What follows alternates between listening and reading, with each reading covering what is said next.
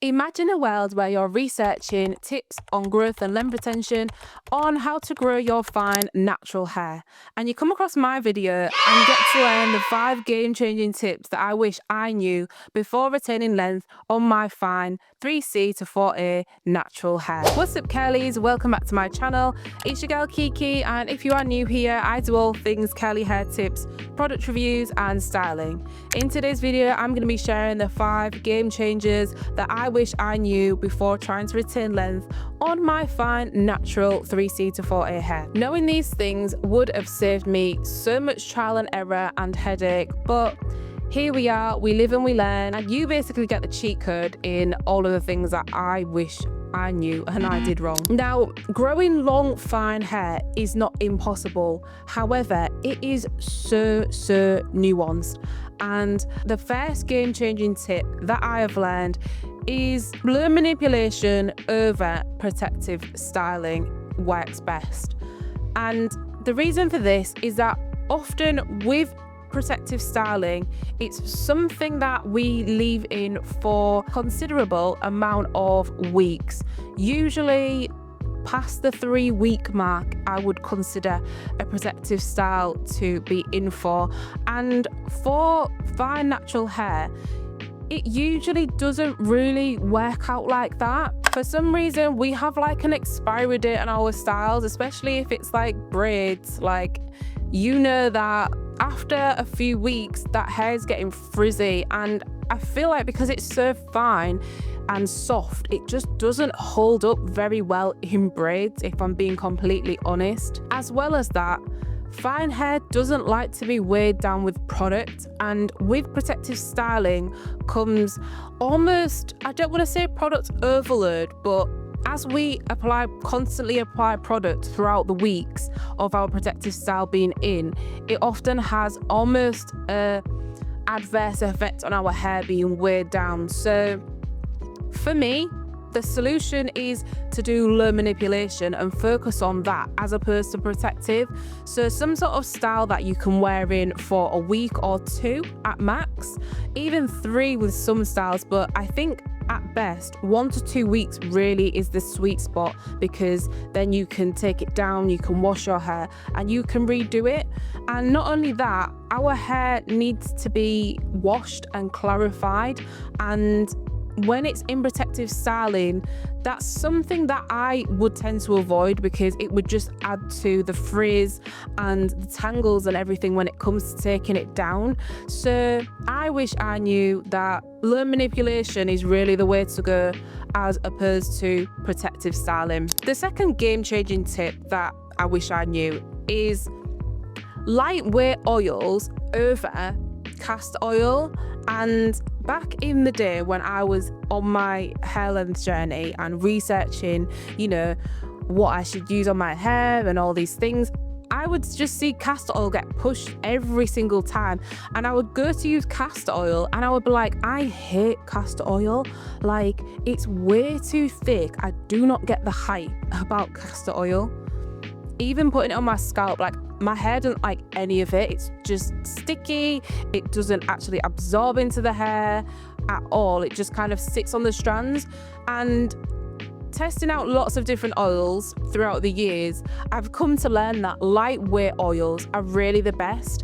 And because I really didn't like all of these heavier oils, I just stopped using oil at one point, and it did have a negative effect on my hair, but that was because I just didn't like even medium kind of dense oils to heavy oils. What I do know that my hair likes are things like jojoba oil and argan oil, and much lighter oils than your coconut oil or your castor oil. And being that oil is such a good protective barrier for our fine strands, and in general, to just kind of like cut it out of my routine was not a good idea to do. I wish I'd have just gone back to using argan oil, because there was one point where I got some Moroccan oil and I was using that and my hair was loving life.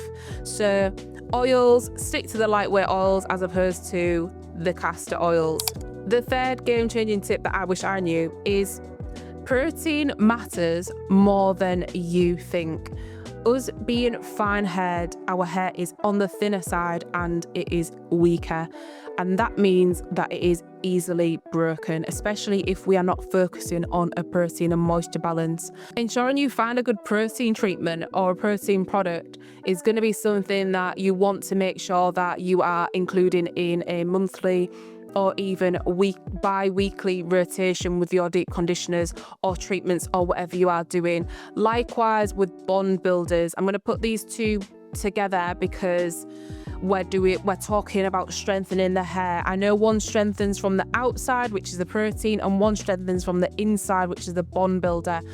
Both of these things paired together in your routine are going to be the best bet of keeping your hair nice and strong and ensuring that it doesn't break off, because as I mentioned, if you've been in my videos, you'll know that at one point I was just doing moisture and neglecting the protein, and that's just not the way to go. It can, although we do emphasize moisture a lot of the time with our hair, protein is something that is going to be necessary for you to retain strength and just enable your hair to grow longer and stronger and not look wispy and ratty at the ends because it's not strong enough. So protein moisture balance is key. The fourth game-changing tip I wish I knew earlier is stretched styles are gonna be your BF. Whether that is stretched style like 2-strand twist or stretched style like roller set, blowout, these are gonna be your best friend, because when I tell you the single strand knots on fine hair are no joke. I always wondered why it was just me who seemed to be getting an abundance of single strand knots in my hair and no one else that was around me was getting these as much as I was. And granted, trims will help you get rid of these single strand knots, but what will help you in preventing these even more is keeping your hair stretched. If you do wash and goes, these are like the worst case scenario for single strand knots. So stretch your hair as much as possible, whether that is doing braids, and I'm talking like more of the chunky braids, or doing twists, or doing a blowout. If you've got the rev hair, then you are top of the class, because that thing looks insane for blowout without like damage. Just make sure that you're keeping your hair stretched. And I honestly see why there are so many fine hair naturals who are actually straightening and blow drying their hair out, because the amount of tangles and knots that it mitigates having your hair blown out is insane. And I can already tell my hair is very close to needing a trim. I'm like 1 week off the 3-month trim rotation, and the amount of single strand knots I can feel in my ends already are literally like 75% less than I would normally feel, because my hair has just been stretched the whole 3 months that I've had it natural and I've been trying to retain length. So it'll be really interesting to see what it looks like at my next trimming appointment. But keeping your hair stretched is something that I wish I knew earlier. Granted, when my hair was shorter, it wasn't so much of a problem when it was kind of like shoulder length. And I think that's just down to the fact that the hair wasn't really rubbing or moving against anything as much as it does now. It's bra strap length.